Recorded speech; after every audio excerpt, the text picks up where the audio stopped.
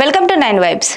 కేంద్ర ఆర్థిక శాఖ మంత్రి నిర్మలా సీతారామన్ మధ్యంతర బడ్జెట్ 2024ను పార్లమెంట్లో ప్రవేశపెట్టారు. వరుసగా ఆరోసారి బడ్జెట్ను ప్రవేశపెట్టారు కేంద్ర మంత్రి నిర్మలా సీతారామన్. వరుసగా 6 సార్లు బడ్జెట్ ప్రవేశపెట్టిన నిర్మలా సీతారామన్ మెజార్టీ దేశాయ్ రికార్డును సమం చేశారు. గురువారం నాడు ఉదయం 11:05 బడ్జెట్ను ప్రవేశపెట్టారు. 47.66 లక్షల కోట్లతో ఓటాన్ అకౌంట్ బడ్జెట్ను ప్రవేశపెట్టారు. మోడీ నాయకత్వంలోని తమ ప్రభుత్వం 4 వర్గాలకు ప్రాధాన్యత ఇచ్చినట్టుగా నిర్మలా సీతారామన్ ప్రకటించారు. రైతులు, మహిళలు, యువత, పేదలను శక్తివంతం చేసేందుకు తమ ప్రభుత్వం పనిచేస్తుందన్నారు.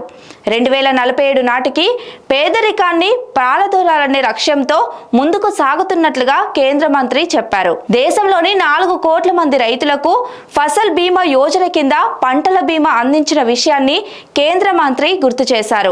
పేదలకు జన్ధన్ ఖాతాల ద్వారా 34 లక్షల కోట్లను అందించిన విషయాన్ని కేంద్ర మంత్రి ప్రస్తావించారు. 78 లక్షల మంది వీధి వ్యాపారులకు ఆర్థిక సహాయం అందించినట్టుగా కేంద్ర మంత్రి చెప్పారు. ప్రపంచవ్యాప్తంగా ఆర్థిక రంగం అనేక ఒడిదుడుకులు ఎదుర్కొన్నప్పటికీ భారత్ అన్ని రంగాల్లో వృద్ధిలో సాగిన విషయాన్ని నిర్మలా సీతారామన్ తన బడ్జెట్ ప్రసంగంలో ప్రస్తావించారు. భారతదేశ ప్రజల ఆదాయం 50% పెరిగిన విషయాన్ని మంత్రి గుర్తు చేశారు. ఆదాయ పన్నులో పాత స్లాబ్లే కొనసాగిస్తున్నట్టుగా కేంద్ర ప్రభుత్వం ప్రకటించింది.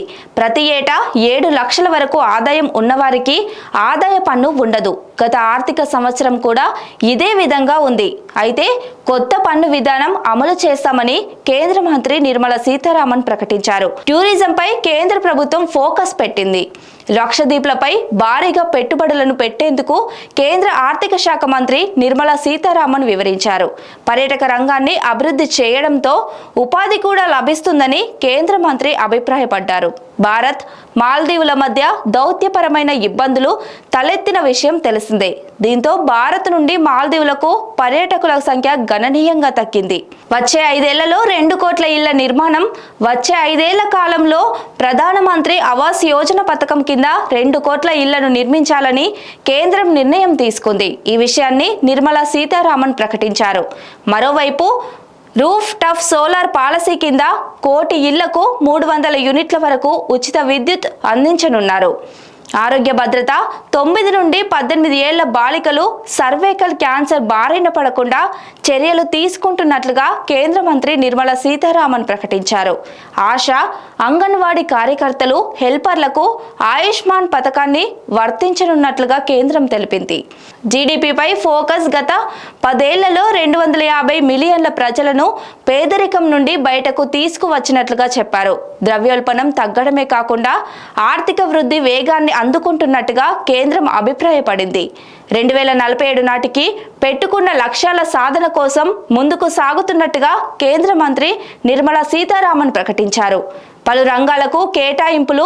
రసాయనాలు, ఎరువులు 1.68 లక్షల కోట్లు, హోంశాఖ 2.03 లక్షల కోట్లు, రైల్వే శాఖ 2.55 లక్షల కోట్లు, గ్రామీణ అభివృద్ధి శాఖ 1.77 లక్షల కోట్లు, కమ్యూనికేషన్లు 1.37 లక్షల కోట్లు, వ్యవసాయం 1.27 లక్షల కోట్లు, సోలార్ విద్యుత్ 8,500 కోట్లు, ఆయుష్మాన్ భారత్ 7,500 కోట్లు, గ్రామీణ ఉపాధి హామీ పథకం 86,000 కోట్లు. Stay tune to 9 vibes.